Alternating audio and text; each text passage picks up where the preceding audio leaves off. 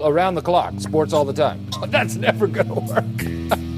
That's ridiculous. Just remember to have fun out there today. And if you lose, I'll kill you. This is Tall Can Audio. Seriously, this thing is going to be a cultural disaster.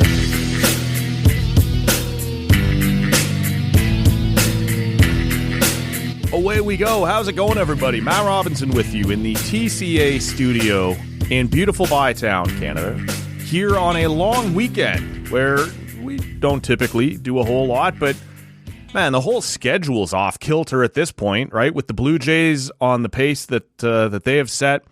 We didn't have an opponent until late, very, very late on Friday night, so we had to wait until after that. It's going to be Blue Jays and Seattle Mariners in the American League Championship Series here, starting on Sunday evening, and we wanted to make sure we got something out to tee that up for you. And we're going to do that with Joshua Howsam, who, look, if you're not following him on social media, you're missing out a little bit. He's got some really good takes on the Jays, really insightful. I'm sure a lot of you guys have these sorts of people in your life. God knows I do. And that's how we keep this show afloat. I think I'm reasonably knowledgeable about baseball. I think I'm reasonably knowledgeable about hockey. But reach out. Contact some guests who you know are very knowledgeable and who have better takes, who have more insightful takes. And don't be intimidated by it. Lean into it. Have them around. Allow them to educate you. And that's what we're going to do today with Joshua Howsam.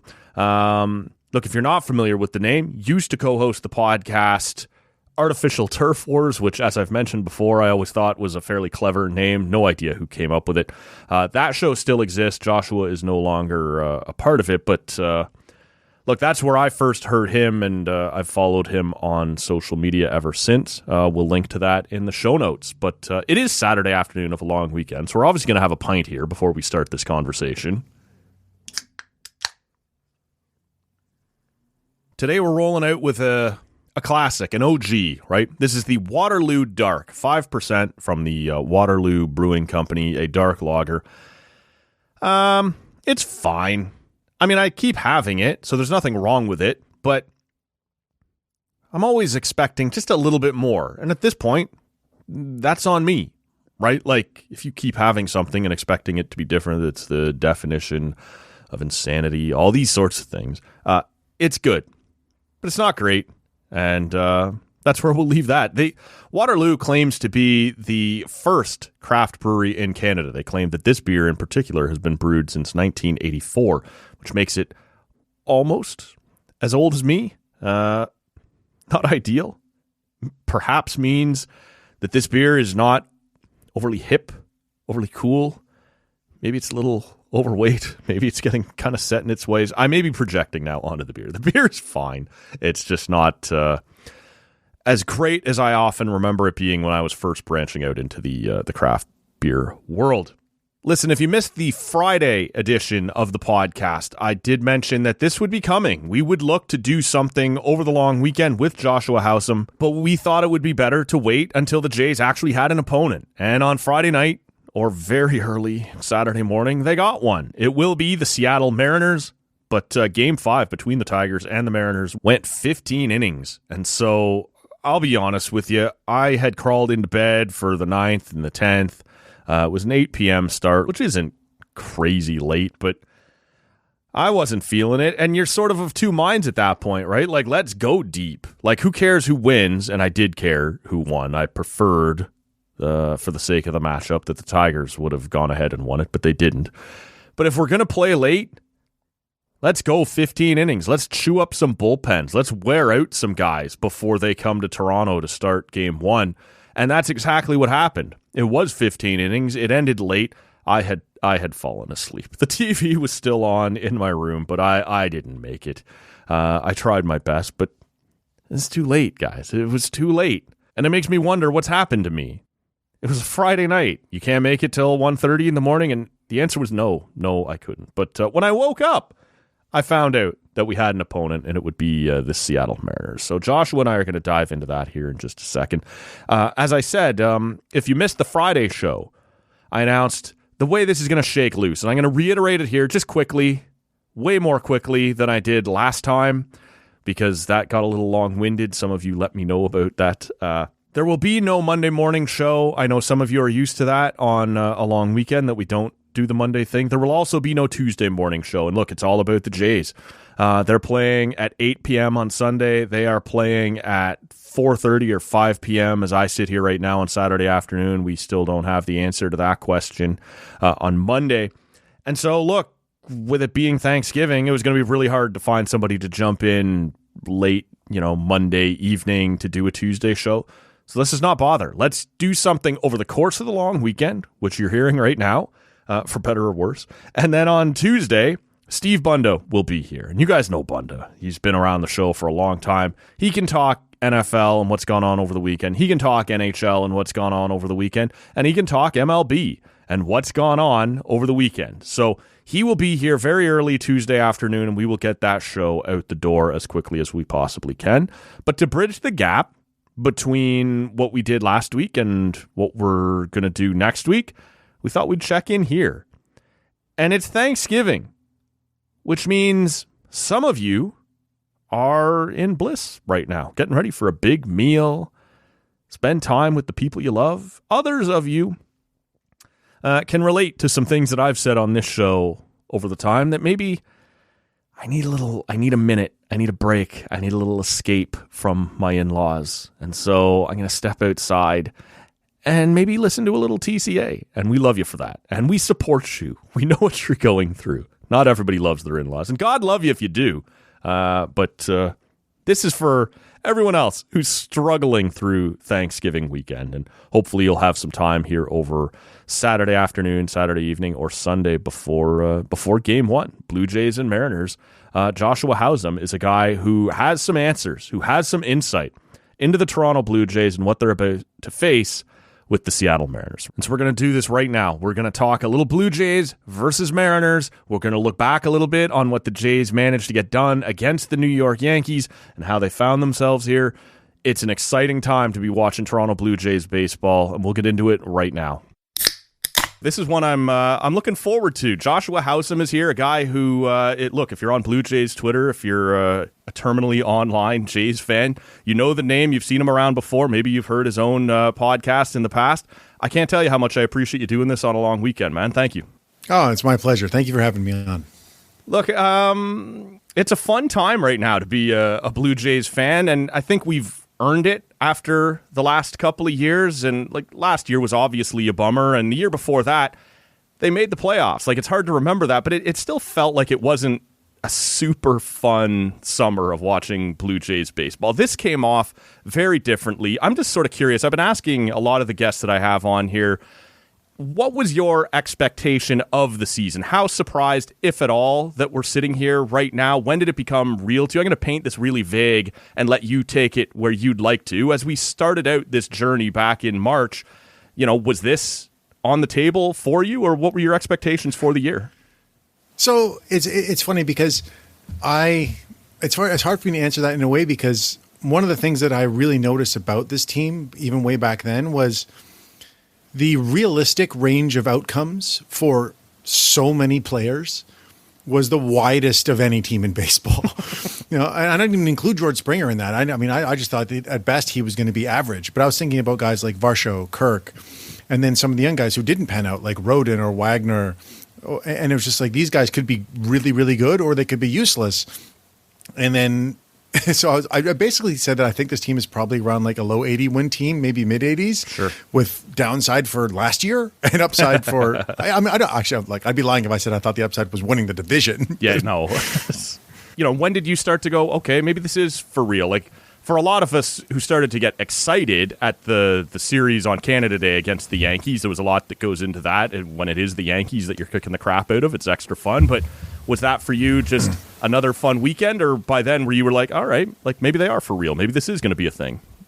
I think it took a bit longer for me. I mean, obviously that series was incredible, and watching that and the excitement in the dome, and sweeping the Yankees in 4 games, and then they played them. It was more the second time when they came back to play them again in the late July. Yeah, and then because they had their bit of the swoon, they struggled against the White Sox and the A's, and Right before the All-Star break there, yeah. Right before the All-Star break. But, when you beat them again, and then you come out of the All-Star break and you roll through the Tigers, even though they stumbled against the Orioles, it was just sort of like, okay, these are good teams that the Jays are not just hanging with, they're beating them pretty easily. It's like, okay, so maybe this is real. Maybe Addison Barger is real. Turned out maybe he wasn't as real because he struggled a lot in the second half. Yeah, you picked the one name that sort of fell off there. Right. But it just got easier to believe. I sort of wonder, and we'll look ahead to what's to come with the Mariners here in a second, but, we're all sitting here in the afterglow of beating the Yankees, and I struggle to put this into context, right? Like, it's 4 games, and this is always the problem in baseball. Like, the regular season is one thing, and then there's this fun little tournament that doesn't necessarily tell you who's the better team, and yet the Jays finished tied with the Yankees in the regular season, got through on the tiebreak, which was legit, beat the crap out of them all year, and deserved to have home field in the series. Did you learn anything about this Blue Jays team in the 4 games that they just played against the Yankees, or was it just sort of, this is what they've done all year? And the phrase I keep coming back to is, for 2 teams who finished tied in the standings, I come back to the old adage, styles make fights, right? Like, maybe the Yankees were just as good as the Blue Jays, but this was just a terrible matchup for them. Did you learn anything about the Jays that you didn't know going into that series?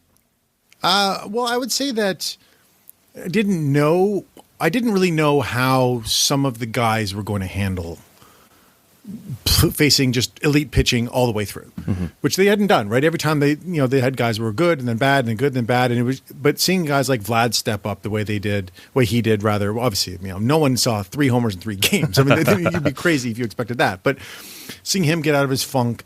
But the thing that I really wasn't sure about was how some of these relievers were going to respond to pitching that much, where rest is no longer an option. Right. And that's what I was most curious to see. And obviously, like in the last game, Aaron Boone, I think, made it really easy for them. And I'll come back to this, but I think they just really stepped up, and it gave me a lot of confidence in them going forward. Why don't you elaborate on that point? Because I've seen a couple people point to this. The idea of going left, right, in theory, feels like it should make it tougher on the Blue Jay bullpen. But you were one of the first people I saw tweet about this, the idea that you actually may have made it easier on the Jays to set up that bullpen day. What did you mean by that? Yeah, so if you're listing off the best relievers in the Jays bullpen at this moment, right? Obviously, throughout the season, Brendan Little would be higher, but it would be Varland, Dominguez would be the top 2 righties, and then Fisher might even be right behind them. And then Fluharty may be the most trustworthy lefty. But what Aaron Boone did by doing right, left, or sorry, no, if I'd done that, it might have been different. He went left, right, left, right, right? And then so that created a pocket at the very bottom of the order that was Austin Wells, Anthony Volpe, who I could have struck Anthony Volpe out in this series, Ryan McMahon, and then Trent Grisham. So you had 3 lefties and a righty who can't hit or is not hitting. I shouldn't say he can't hit, but he's not hitting at all. So every single Blue Jays lefty got that pocket, and they were able to get 4 or 5 outs. Now, Lauer got an extra out because he went to Bellinger, and Little came in for Goldschmidt ahead, but that's where they all went in. And then it's like, here comes our righties with splitters to face the middle of the lineup and lefties. I just think that he it's one of those too cute by half or too smart by half, clever by half things. And I think it actually made it really easy for John Schneider to manage. It was almost like a free pass. And you look at the Eric Lauer one where I quite frankly, if you had said to me before game 1 started, in any situation short of the bases loaded, we're just going to walk Aaron Judge, I'd have been fine with it. Sure. At the end of the day, that's the way it played out. Guy hit like 600 in the series and was the only one going.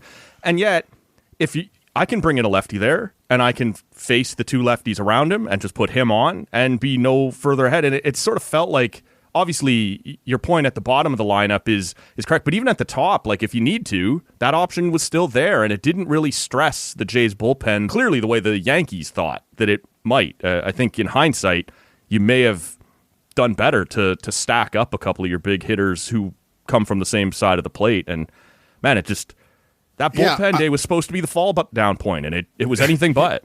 It sure was. I know we've got to move on, but I think what he should have done is just started Rosario or Caballero and hit them at the bottom of the order, so it goes left, right, left. Sure. And then maybe you think twice about bringing in Mason Fluharty for that stretch. And Yep. then who knows? Anyway, I'm happy he did it because it No, went great. this is it. Can you speak to, and look, you and I are just guys who are watching from afar. Neither of us are in the clubhouse in the meetings, but is there something extra to the idea that even though you finished with the exact same record, it was the Yankees on the other side? And whether the Jays as players actually said it's Yankee Stadium, I'm a little intimidated. Like, I don't know if that runs through the idea of a high-performance athlete's head, but it sure does for the fan base. And even though you finished with home field advantage and there's just a little something in the back of your head, even when you look at that roster and go, that's not what I grew up with watching the Yankees, but it still feels that way a little bit. Do you think there's a little extra something to it for the Blue Jays? And certainly for their fans there is, but for the roster, do you think there was any intimidation going in and any extra validation coming out?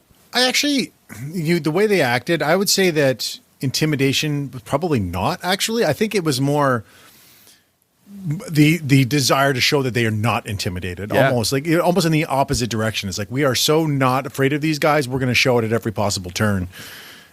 Which I guess is, in a sense, intimidation because you're making it part of your reaction. And then, you look at even down the stretch with George Springer, it's like, when the replays were all going against the Jays and he was saying, it's like, if they want to just give the division to the Yankees. And yes. Like, the Yankees were in their head, like, from some perspective. And then the way when they're celebrating, that the Yankees lose and start spreading the news, like, everything was, there was a big part of beating the Yankees as opposed to just beating the ALDS opponent. I wonder, as much as some players may or may not have been intimidated or extra motivated or whatever term you'd want to use, I do think there was a certain part of the roster that was focused on the external part of it. Like, the media all wanted the Yankees to move on. For however real it may or may not be, the ratings people would want the Yankees to move on and not us. It sort of felt like shoving it up the asses of the establishment, for lack of a better word, as much as it was about actually beating the Yankees. This team would have come in knowing we can beat the Yankees. We beat the Yankees all year, but now we're going to ruin the story everybody wants to tell. I do wonder if that part maybe factored in a little bit. I think so. I think that, you heard little snippets of how no one picked them to win. Like, they were aware of everything that was going on there. So it had to have, they're humans, right? It had to have seeped in. So we're sitting here right now as you and I talk. It's just after 1:30 on Saturday afternoon. So all we know about, first of all, how locked in on Friday night's game, Tigers and Mariners were you? I would imagine the ratings for Mariners Tigers on a Friday night in July are very different than what they will have Jays fans. I think we're locked in on Friday night. How much did it grab you? Did you stick around start to finish? Or so I actually, when the Jays cleared not having to play Game 5, my anniversary was this week, so it's like, all right, we're going to go up Friday night.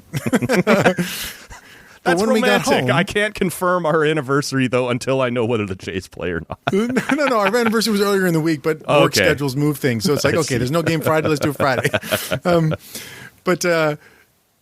So when I got home, definitely. I was like, the game went forever, so I had a lot of time to watch. I basically tuned in right after Skubal came out, and I was shocked they took Skubal out. They said that he was out of gas and what. I don't care. He's your ace. Keep him in the game. Yeah. Your whole year on the line, right? But it's like, you log into just social media, and it's all. I mean, my timeline is mostly Blue Jays fans. It's all talking about this game. It's funny because in the end, it doesn't matter too much. And it's like whoever wins is going to play your team, and that's how it goes. But it's fun. It's just fun to be like, we're going to see who's going to come and face us now. This is it. You're the one sitting there waiting, like the big boy, right? Like, who's coming into our like, as a Jays fan, not disappointed at all. Obviously, the 15 innings and burning through pitchers and all of that is a factor, but that they got dragged all the way across the continent for one more game and now have to come back for Sunday. Like, all of that stuff is good news if you're a Jays fan. We'll get into how good it is, but did you have a preference? Were you like it certainly seemed like on my timeline, and I certainly fell into this, I think I'd rather take a crack at the Tigers. That's not what's going to happen. Was that your view, or were you more even-keeled? Oh, no, definitely.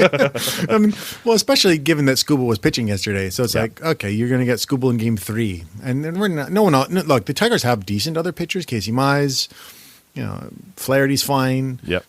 But Yeah, no, just they're guys, just so much, right? Yeah. Yeah, whereas you look at the Mariners. I mean, thank God the game went 15 innings and they had to use a lot of their pitchers. But that rotation is scary good. But they've got 5 very good starting pitchers, and they've got an even better bullpen. So I mean that team is the Mariners are on paper, because look, if you said on paper that you could even said the Yankees are better than the Jays, I probably wouldn't, but people could say it. Sure.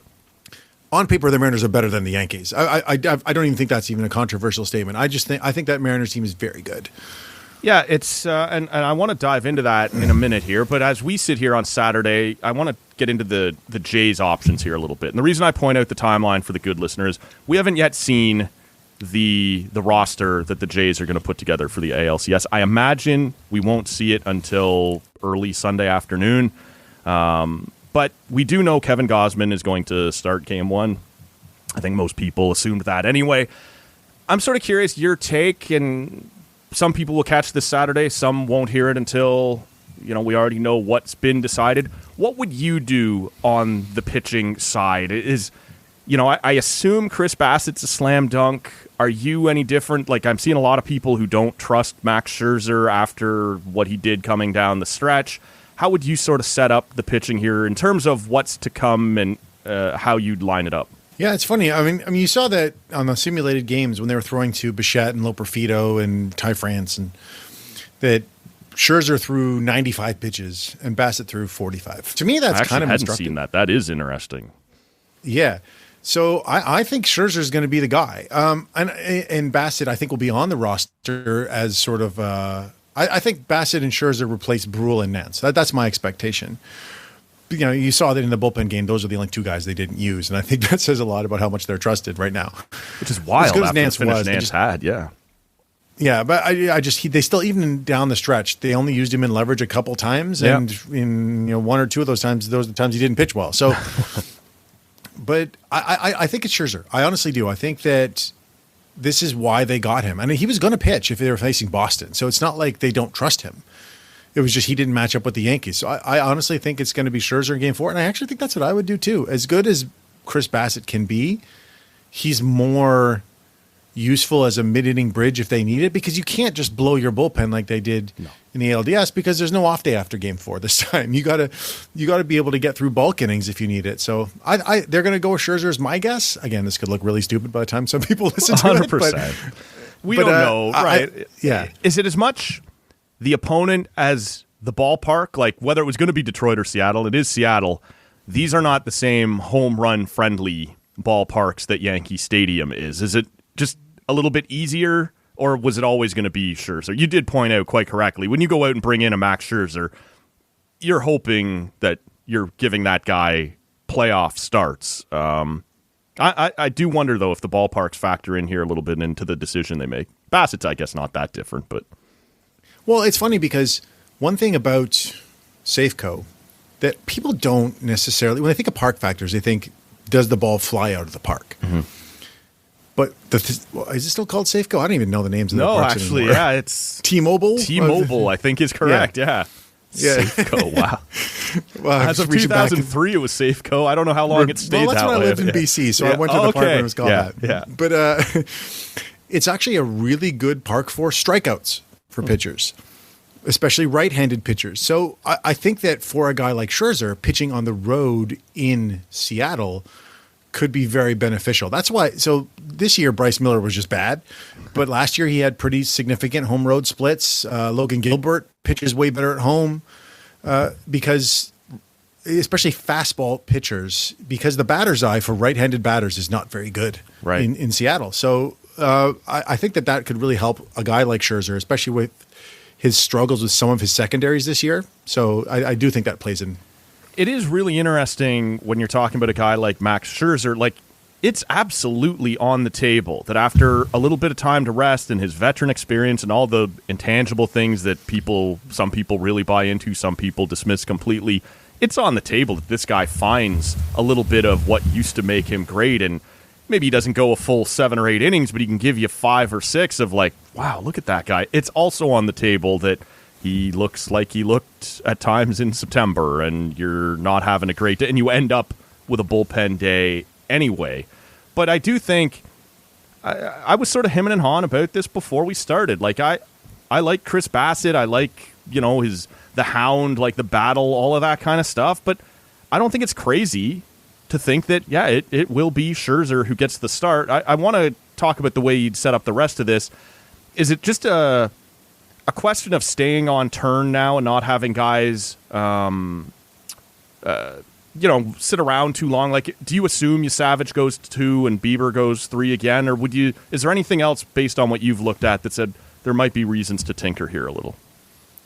I would be really surprised if they changed it, especially because of how much the crowd and everything being behind Savage seemed to help. Mm-hmm. And, Bieber wasn't great against New York, but New York's a good hitting team, and sometimes pitchers just don't pitch that great. He wasn't awful. He just wasn't. Well, he was pretty bad, but he was. But he didn't get helped by the defense either. And it's not like he got crushed. Like, he wasn't good, but you didn't find yourself down 8-0 or something after 2 or. Yeah.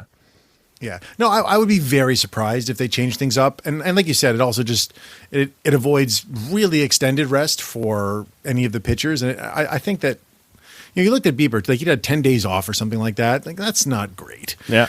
And then I don't think you want to do that to Savage, who, it's like he's never done this kind of thing. Sure. I think keeping this, I expect it's going to be the same. So on the offensive side of it, the big question, again, that as you and I talk, we don't know the answer to is Bo.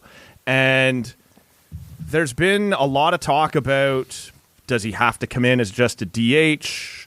How comfortable are you now with Springer and Santander as your corner outfielders? What does it look like to you, and where's the threshold, I guess?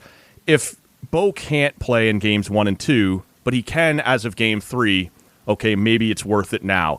What if it's not till game 5 and you know that now? What if where's the breaking point to you where you would say, just don't do it. It creates too many headaches and there's too much uncertainty around him. My threshold is if he could play in the game 7, he should be on the roster. Wow. I mean, but it's just because the guys replacing in that scenario is Isaiah Kiner-Falefa, who, like, he's a defensive replacement. I mean, he shouldn't even play against lefties because he doesn't hit lefties very well. But so if it was a more serious roster crunch issue, it's funny. I think that if he's playing at the beginning of it, it's a more serious roster crunch issue because it's like, well, what happens if he is DHing from the beginning? But if he's just late in the series, if he could play at all, I'm doing it. Would you, the way I just laid it out, like, do you envision a scenario where Bo's DHing and suddenly George and Santander are playing corner outfield, or is Santander now back to pinch hitting? He had he didn't have a ton of production in the ALDS, but he was certainly putting in quality at bats and looked like he was sort of finding it. Yeah, he was only 2 for 10 with I think he had a couple RBIs on that one hit in game 3. But he did. I mean, he had that 11 pitch bat against Schlittler, and he's a foul ball king, and it's just what he does. Yeah, but he's always the league leaders in foul balls, but. He's good. I think he has to be on the roster. Like, there's, I think it was Mike Wilner was saying, like, they might take him. That would be crazy to me. But I also don't expect Springer and Santander in the same outfield. I mean, that's just asking for so much trouble. Buckle up, Varsho. It's going to be a long day, man. Yeah, Dalton, you're catching everything. This is just the way this goes, which is too bad. But I do think that it will probably lead to Santander being a pinch hitter, but there will be opportunities. And it's tough because Springer, like, I don't really want to take him out of his routine either, right? Like, the thing, if he's comfortable now as a DH, and that's part of, and we don't know this, but if that's part of what's led to his offensive success this year, I don't love knocking him up, but, I'm a pretty old guy. You start thinking back to the Olerud Molitor thing when guys are having to play out of position and there's no DH in the Phillies park back in 93. And sometimes this is just what it is. Like, guys have to get a little uncomfortable to maximize, your offensive production.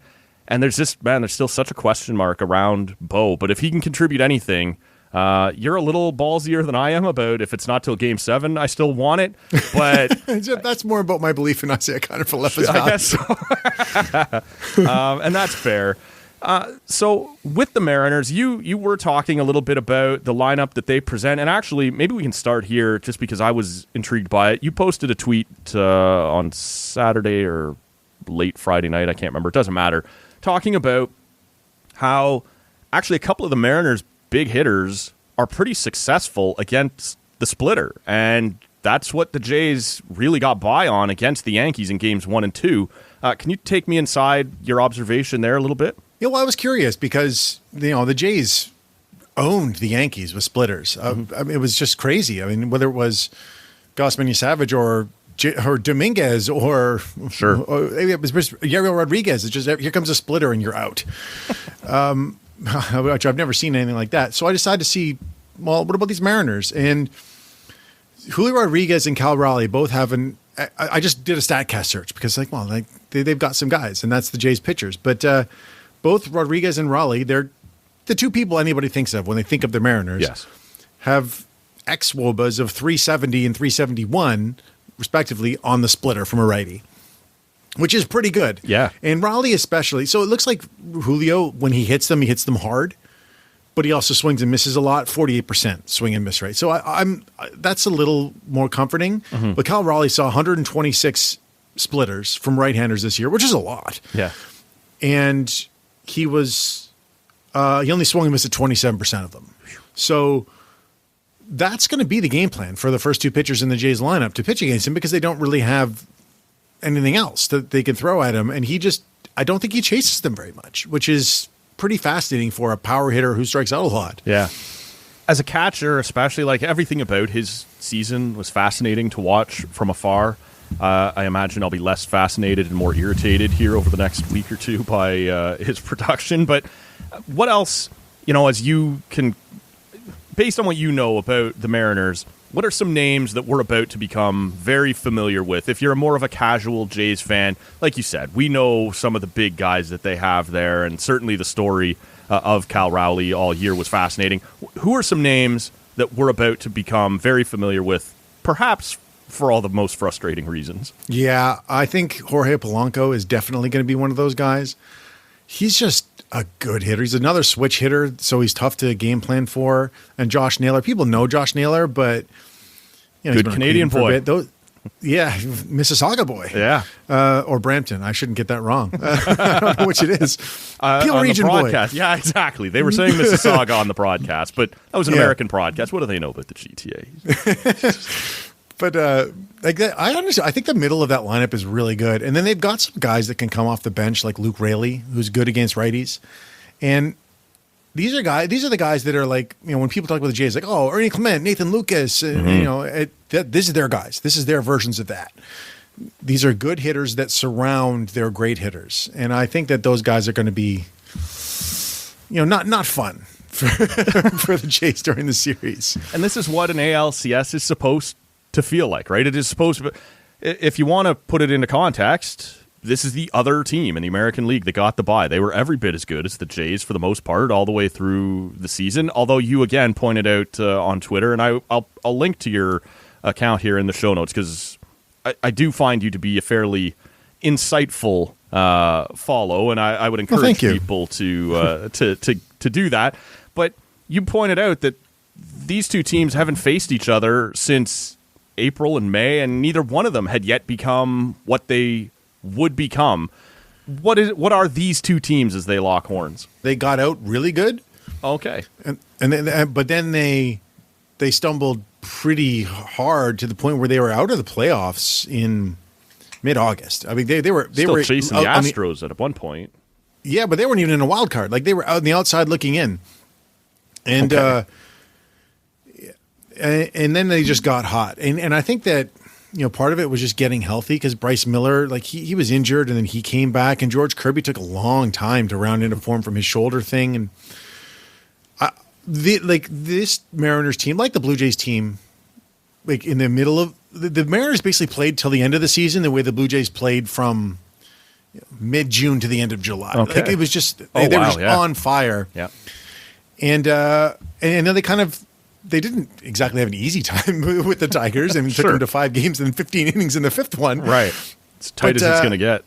Yeah. But, they did beat – they won both Tarek Skubal games, right? And part of the thing that makes them so good is they've got this deep lineup like the Jays, and they've got a really good bullpen. But one of their Achilles heels, which oddly didn't show up much until Jazz Chisholm decided to make his presence known, is that their defense is even worse than the Yankees. Which is great to see. Like, as long as it actually shows up more than the Yankees' bad D did.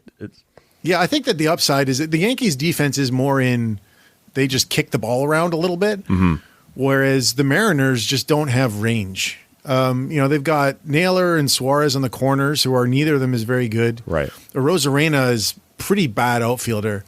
I mean, Julio Rodriguez can go get it. For whatever reason, his bat lives in my head as something that has tortured me for a while, whether it be back when he was with the Rays or even the WBC. Like, he was single-handedly responsible on Team Mexico for tearing Canada apart.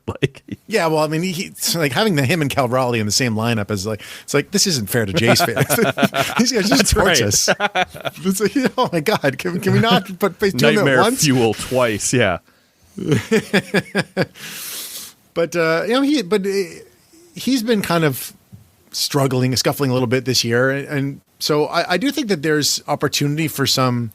If the Jays can make contact against the let's just throw only sliders Mariners. Yeah, that was weird too on Friday night. And not weird. That's what I would have done to the Tigers too. It was but it was odd to see how lopsided that was. Let me take you into the Jays bullpen for a second because. Man, I don't know. I'm hoping you can reassure me here a little bit about Jeff Hoffman. And, it doesn't sound like you're about to do it. But we've seen him be great this year. But we have seen long stretches where he was less great. And he came in the Game 4, and they had a big lead. And he gave up some contact and gave up a run, but did do the job. You got out of it, and you did see the velocity bounce back a little bit after the few days off. At least that much was reassuring. What is your confidence level in Jeff Hoffman? Or is it going to be a high wire act every time we see him? Well, I mean, I think there's a chance of that. But one thing is, so in that outing, he came in and he gave up lasers to Judge and Dominguez. He walked. Who did he walk? I can't remember who it was. I don't either. Who he came in for in the 8th inning. Ben Rice. He walked Ben Rice. Oh, that's right. So, but one thing facing all those Yankees is he was just only throwing splitters because the Yankees just showed in this series they couldn't hit splitters.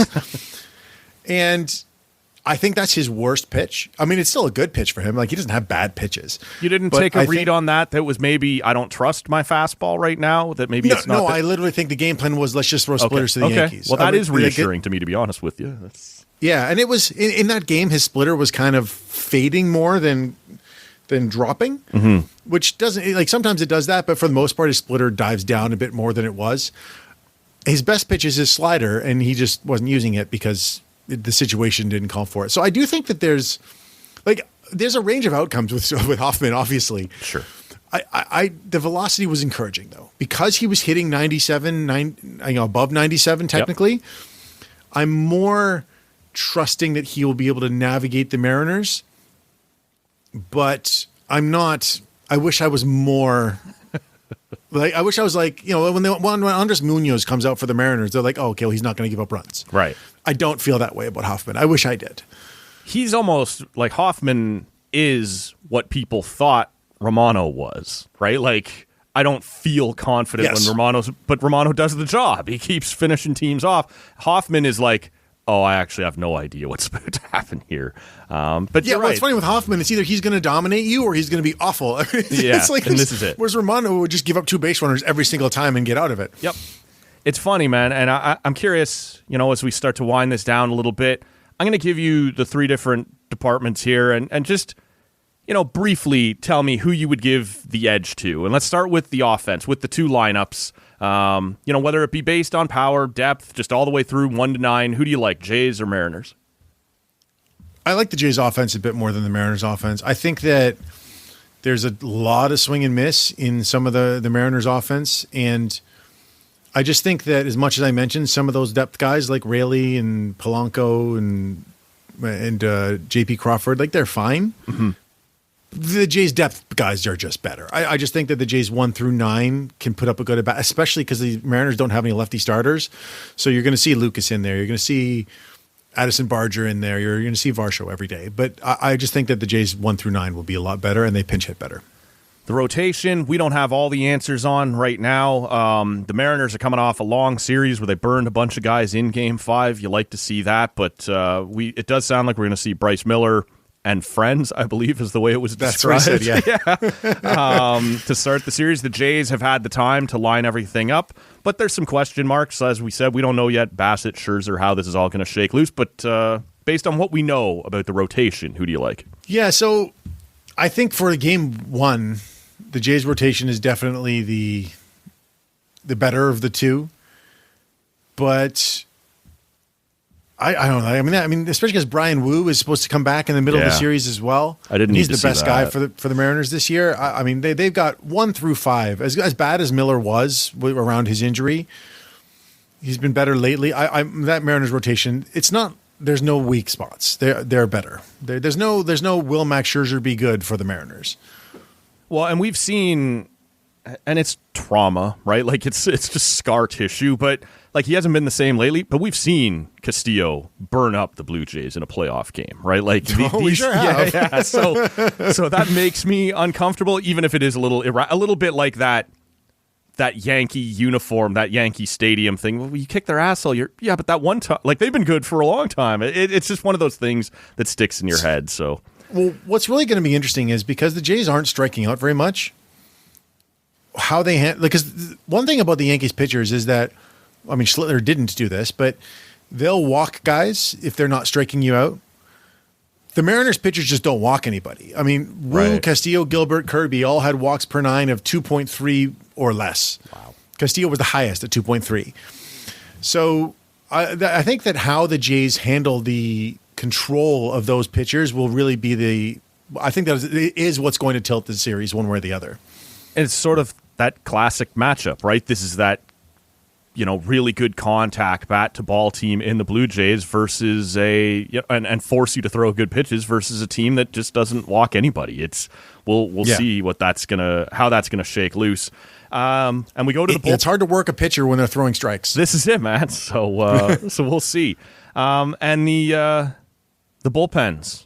Who do you like, Jays or Yankees? Did you say Jays or Yankees? I did say still that. in our brains. I'm still, no, so you're right. Still some trauma there. We're through. We beat them. I don't have to worry about them anymore.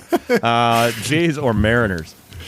Oh, geez. I think this one's really close, to be honest. I mean, I think the Mariners have some really good relievers out there. They've got Brash, Munoz, and Bizardo. Bizardo threw like 1,000 innings or pitches against the Tigers. So I don't know how effective he'll be, but and Vargas, and then Gabe Spire, who's really, really good from the left side. But I mean, this Jays bullpen right now is just firing on all cylinders, except for maybe Hoffman. Almost all cylinders. Yeah, but I don't know. I mean, I think it's a toss-up. I think both these bullpens are going to be really tough to score on. So I think it's going to be all about how teams get to the starters in this one. This is one, as we wrap up here, man, that there is no, I don't think, although you did say you lived in BC for a while, so maybe there is some insight here, but it's just a guess. We have seen the Jays take over what I guess you and I are calling Safeco. It's hard keeping up with naming conventions. This is it, man.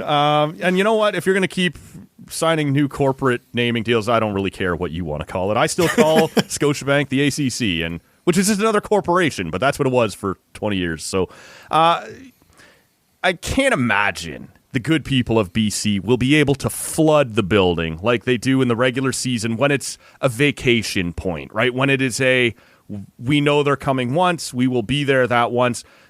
Mariners fans are fired up. They're going to try and be there no matter who they were playing.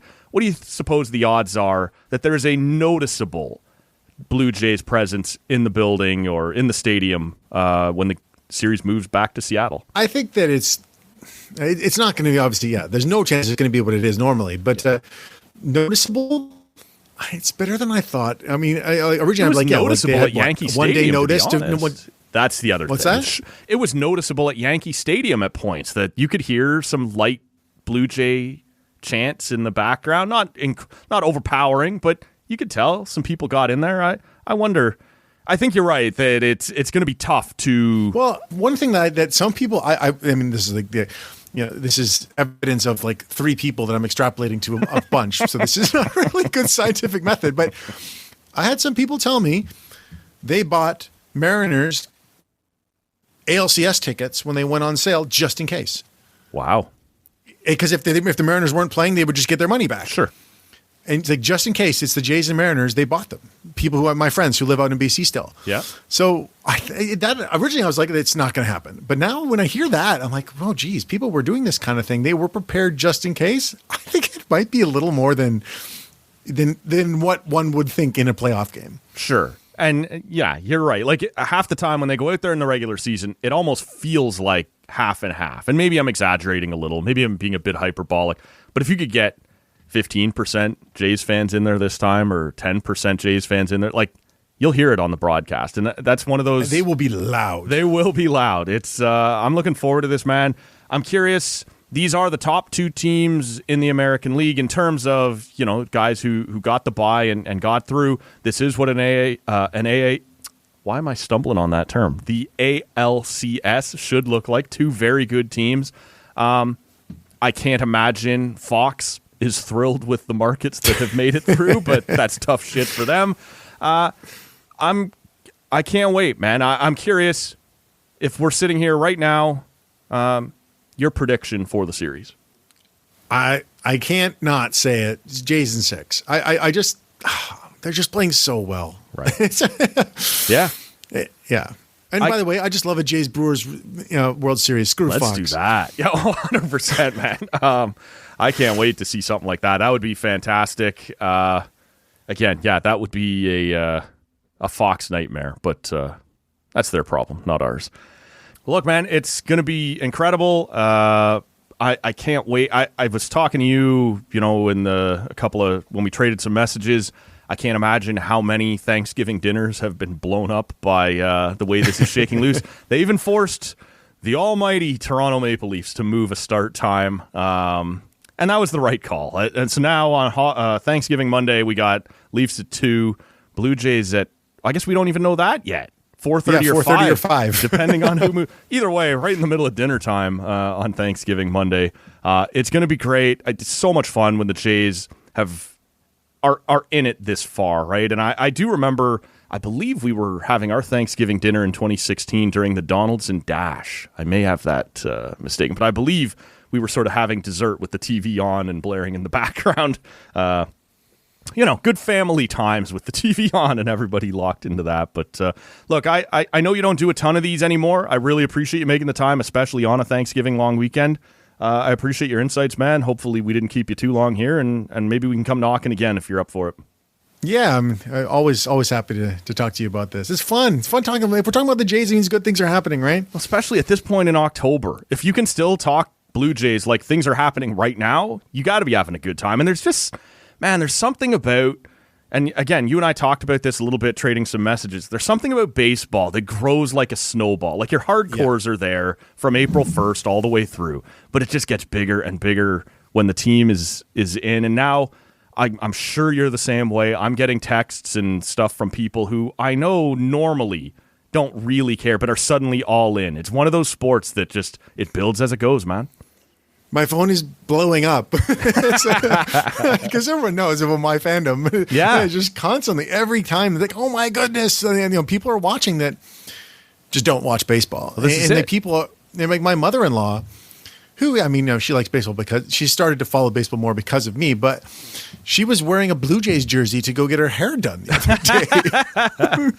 Jerseys at the salon, man, you love it. My mom is the same way. Like she's a sports fan and she'll watch the Super Bowl and the Grey Cup, and she's a hockey fan. But every late April, when the Leafs go down, she texts me, like, what am I going to do all summer? Every year, I'm like, you can watch the Jays. She's like, I don't know. Not really into But now I'm getting texts from her in big moments during playoff games going, what are they doing? Right? Like she's as fired up as anybody. There's just something about baseball, man. So it's just fun. And she was shopping. In case she does listen to this, I don't want to be misrepresenting, but... it's just fun. It is. It's so much fun. And it's less fun in the 6th inning or the 7th inning and the bases are loaded or whatever, but it's better to be locked in than having been locked out. And that's where we're at this point, man. We are on the verge of something we haven't seen in a very long time. So I appreciate you making the time, especially on a Thanksgiving long weekend, man. Thank you. Oh, thank you.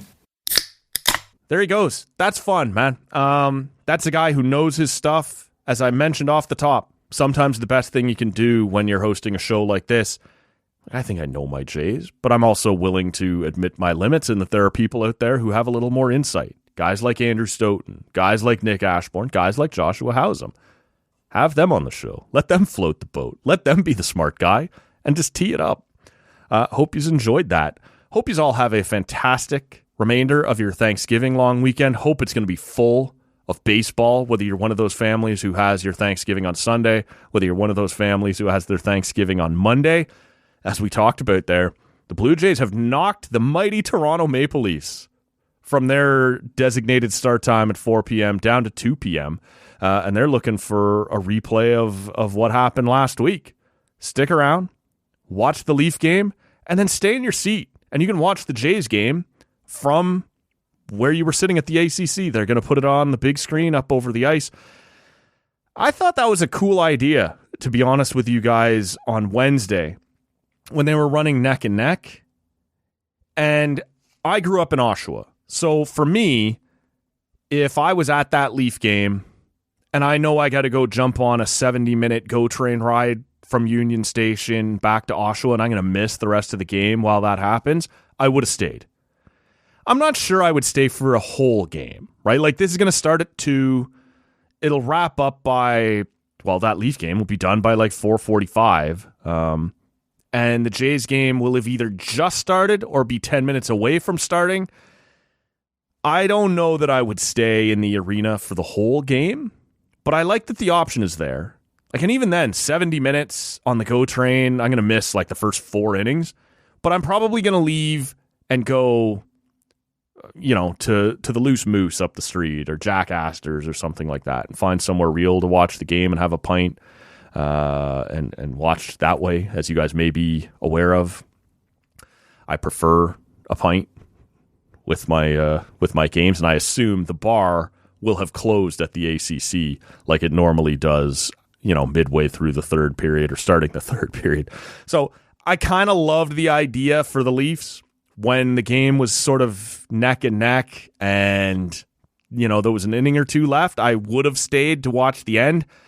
I'm probably not staying for the whole game, but some of you may have other priorities. The beer won't be the biggest factor.